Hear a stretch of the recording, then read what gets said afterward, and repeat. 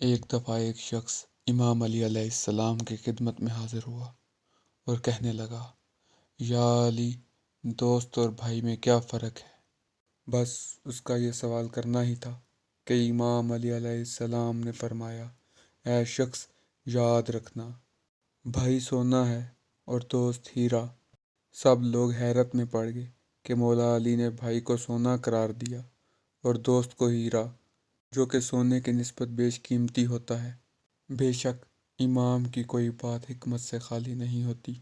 مجلس میں سے ایک شخص اٹھا اور حیرت سے کہنے لگا، اے خلیفہ رسول، آپ نے بھائی کو کم قیمتی چیز اور دوست کو بیش قیمتی چیز سے کیوں تشبیہ دی ہے؟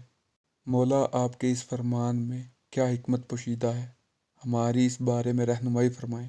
بس اس کا یہ سوال کرنا ہی تھا کہ آپ علیہ السلام نے فرمایا، اے شخص، سونے میں اگر دراڑ آ جائے تو اس کو پگھلا کر بالکل پہلے جیسا کیا جا سکتا ہے، جبکہ ہیرے میں اگر دراڑ آ جائے تو وہ پہلے جیسا کبھی نہیں ہو سکتا۔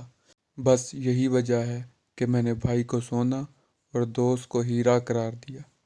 بھائی سے اگر رشتے میں اونچ نیچ ہو جائے تو اس کو سدھارا جا سکتا ہے، پر اگر دوستوں میں دراڑ پڑ جائے تو وہ کبھی نہیں ختم ہو سکتی۔